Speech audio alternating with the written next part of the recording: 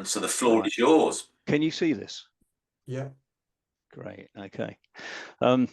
Yeah. How do you build trust in a website? When I gave this presentation to the Spalding team a couple of weeks ago, and I was conscious that the opening screen like this I could have thought of a better title, but I didn't.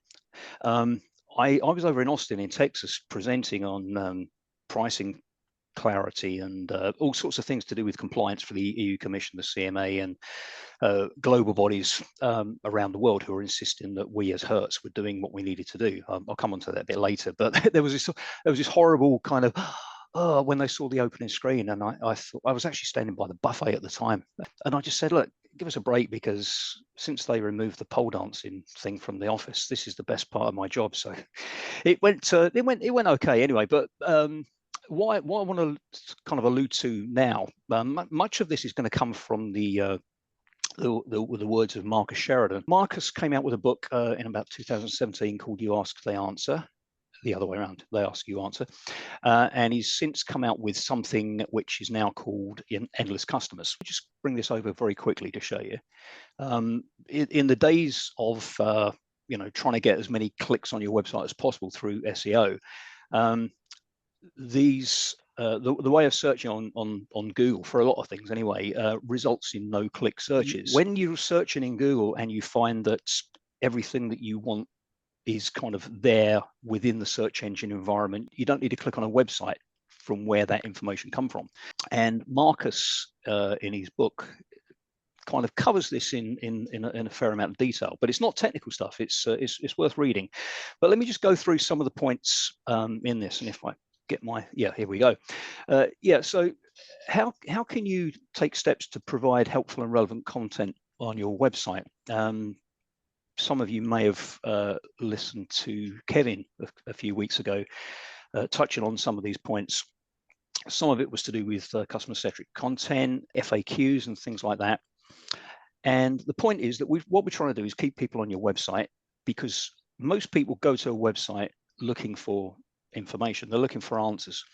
And if they don't find it, and this again is what Marcus talks about, if they don't find it, they're going to look for it somewhere else. And if you think they're going to come back to your website having not found it in the first place, then you're a bit deluded. But anyway, what I'm going to refer to here, right, mention content, FAQs. I'll give you a little bit of a demo in that in a moment, but there's also things that can help you as well. Questionnaires is one thing, and something which I became quite an expert on with Hertz from about 2014 is pricing clarity. Let's have a look to see what my interpretation of this stuff is. Now, FAQs can be derived from what actual potential customers might ask you. If you haven't got that kind of luxury of people asking you literally, then you can go to Answer the Public or ask ChatGPT, Perplexity, Gemini, whatever. My tip is, and this is what I do personally, I could go and ask what the top 20 or 30 most frequently asked questions that potential customers might ask for who's looking for whatever it is you do.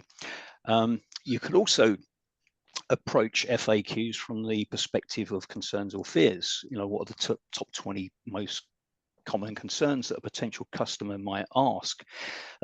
In my case with web, it might be, well, what happens to my website if you go out of business, or what if I need more pages or to edit myself, and things like that. So all of those kind of things can be answered by me if they give me a call, but they're unlikely to do that. They're more likely to think, right, okay, what can I find on this website that's going to give me those answers? So I cover them in a fair amount of detail in both questionnaire and in FAQs. Excuse me, I'm sitting on my lead and it's going to pull my headset off. Right. So you don't want to let them go. You don't want to leave them empty-handed. Give them what they want while they're on your website, and just basically kind of foster trust in that way. So questionnaires, they can be really good for just getting information off people, but I want to approach that here from the perspective of how you can help them to guide people. Right, because they need to be generally useful.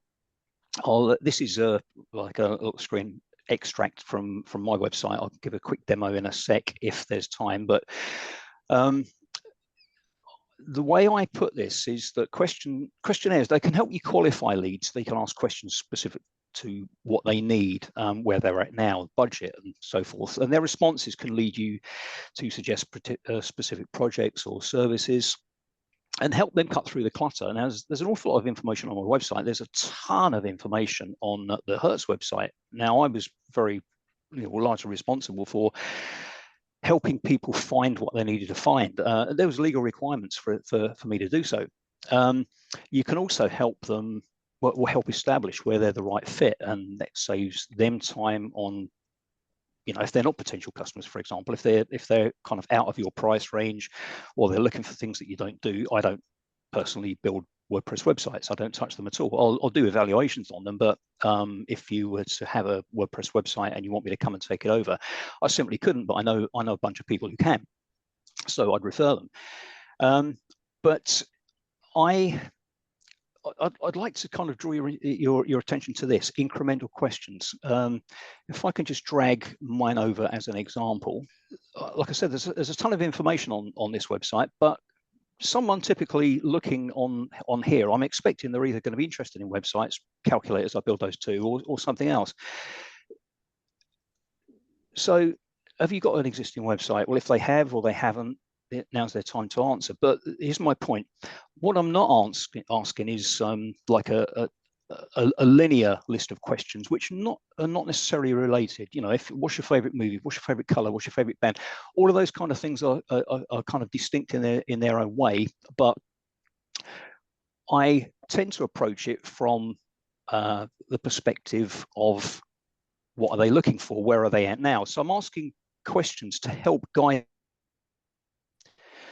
And if I was to, for example, to lead them here, then I'll take them down a page where they can see package information and pricing and stuff. There's ways to see very clearly what's in which package and which is not. This isn't a plug, by the way. This is just me demonstrating how I approach clarity. And there's little helpful overlays. People don't like overlays, but I and it was a bit of a concertina effort on, especially on mobile. That didn't work very well. It worked functionally, but from a user perspective, it was a bit tough. The price breakdowns, all of these can be customized through a separate calculator, which I haven't got time to go into now. But here's the FAQ section. So from a perspective of transparency, however you want to find your information, or however I want to help you find your way around the website, I try to cover that in all bases. But anyway, back to the slides.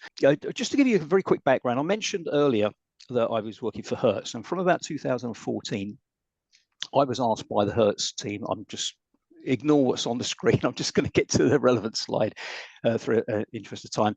But I was asked by the Hertz legal team to head up their transparency thing, their compliance stuff, and that's why I was flown all over the place to various countries to speak on this. But when it came to what I was doing for Hertz, the type of customer, this is a very, very, very dynamic website, where customers are based, where they live, where they're renting, their age, the vehicle they select, the duration, the way they're paying for it, the insurances, whether they're guests, loyalty, corporate partners, or franchisees, or whatever.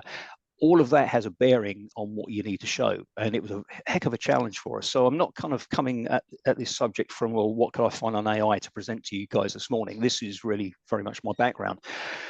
And it's pretty much how I operate today. I've shown in that quick demo of my website how I try to help people find what they're looking for. I mean, this is, for example, a couple of screenshots from a bespoke calculator. Now, not everyone wants to use not pre-built, but preset fixed price packages. They might want far more pages. They might want features specific to their needs. And so I provide them with ways of using a bespoke calculator to come up with a bespoke price, and that can also present them with ways of paying, split payments and whatever.